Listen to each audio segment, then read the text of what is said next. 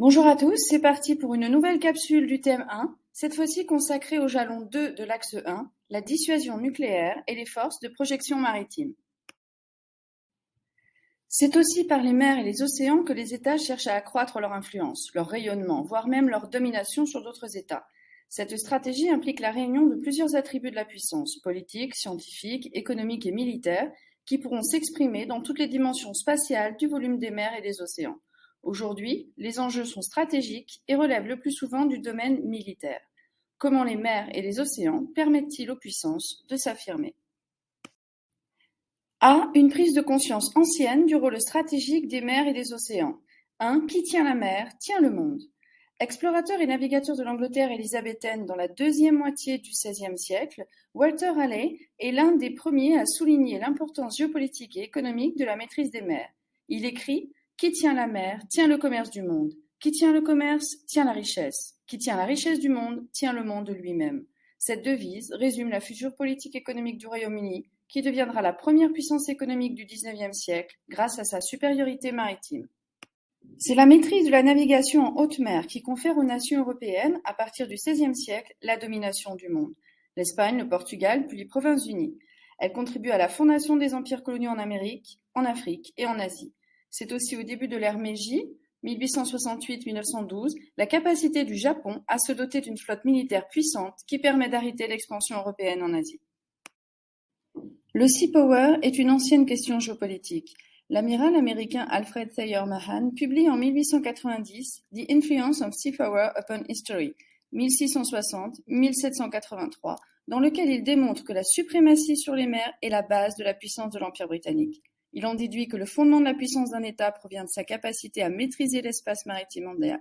C'est cette pensée mahanienne du sea power qui inspire la géopolitique des États-Unis, considérant que les puissances maritimes ont vocation à l'emporter sur les puissances continentales.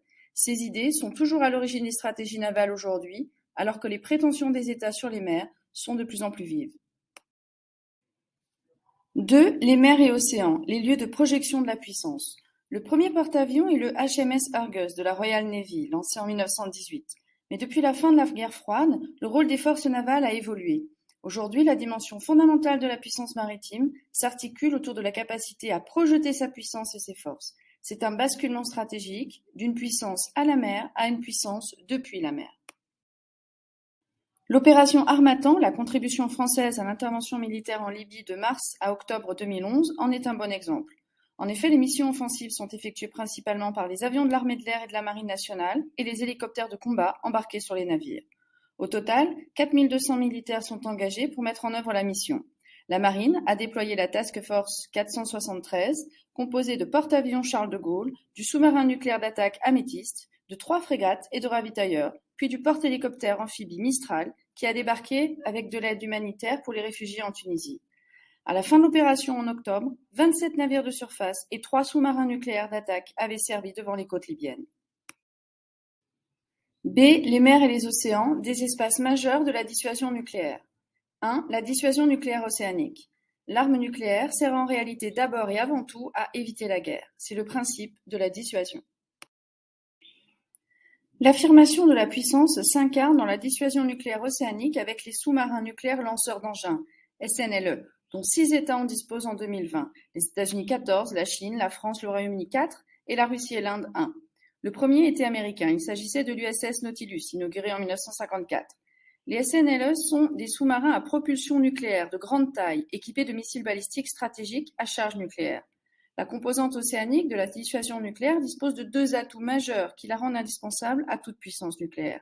C'est une force de frappe massive et invulnérable. En effet, les réacteurs sont indétectables.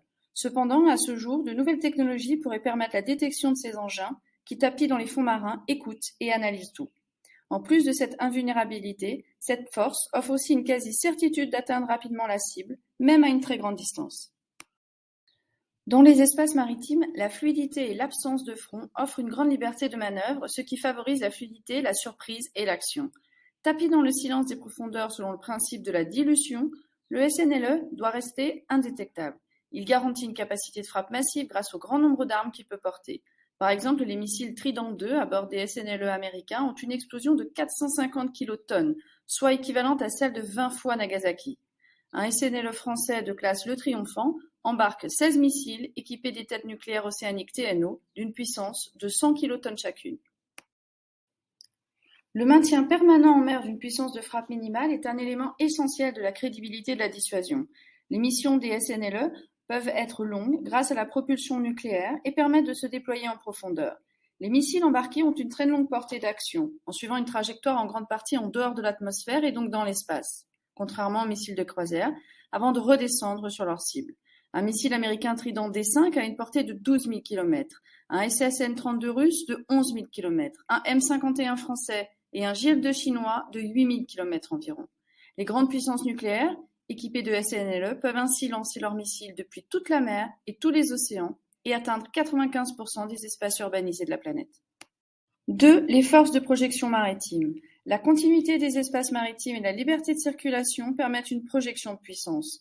Les forces de projection maritime sont une autre dimension fondamentale de l'affirmation des puissances sur les mers et les océans.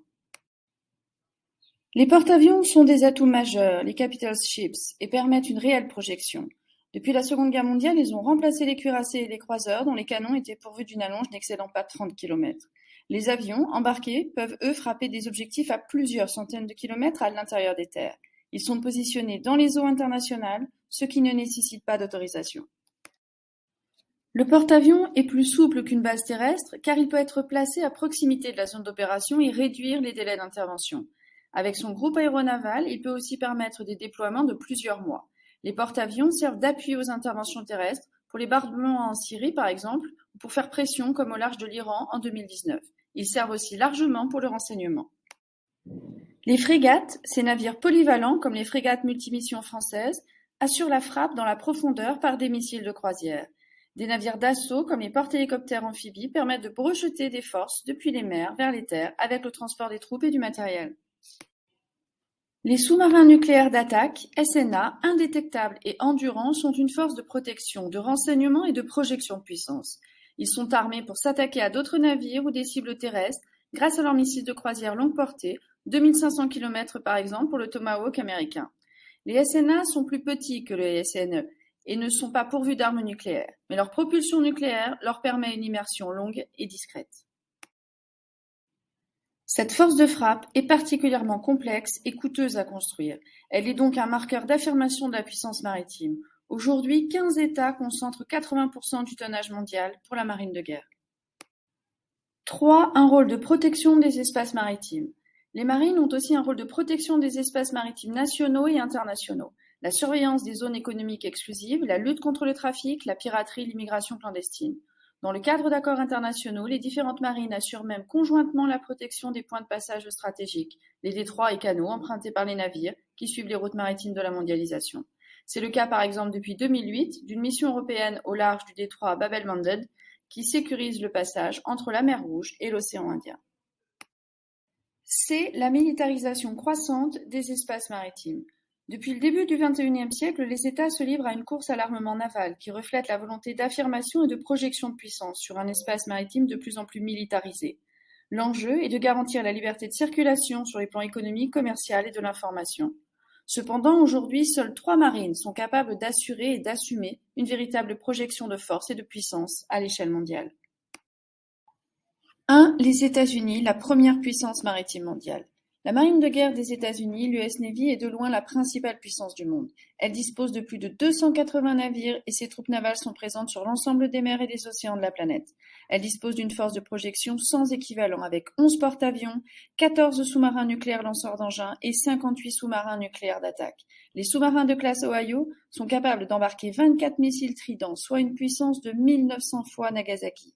En 2017, le plus grand porte-avions du monde, l'USS Gerald Ford, a été lancé pour un coût de 13 milliards de dollars. Il s'agit de la marine la plus moderne avec des équipements performants comme les drones.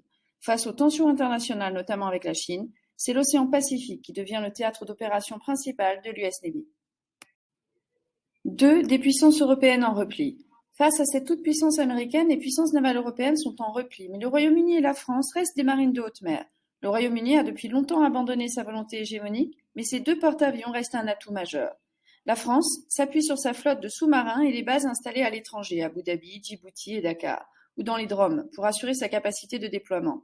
La construction d'un deuxième porte-avions aux côtés du Charles de Gaulle est indispensable pour maintenir son rang. Sa construction a commencé. Après avoir connu un effondrement après la chute de l'URSS, les forces navales russes renaissent progressivement sous l'impulsion de Vladimir Poutine. Elle ne détient à ce jour qu'un porte-avions, le Kuznetsov, utilisé lors de ce nombreux déplacements, mais possède le seul brise-à-glace à propulsion nucléaire à ce jour. 3. Les puissances navales émergentes.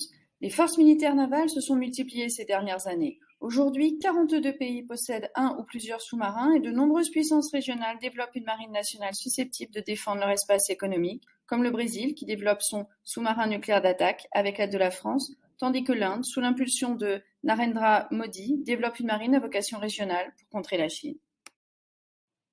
L'Inde a formulé en mai 2017 une demande de 57 avions de combat destinés à la marine. Ces avions de chasse doivent opérer sur les nouveaux porte-avions indiens. L'Inde devient donc à grands pas une puissance navale de taille et participe à la militarisation des océans et en particulier à la zone Indo-Pacifique. Le deuxième porte-avions chinois, le Shandong, est entré en service en décembre 2019. Le troisième est en préparation. Entre 2015 et 2019, la Chine a construit en 4 ans l'équivalent de la marine française en tonnage.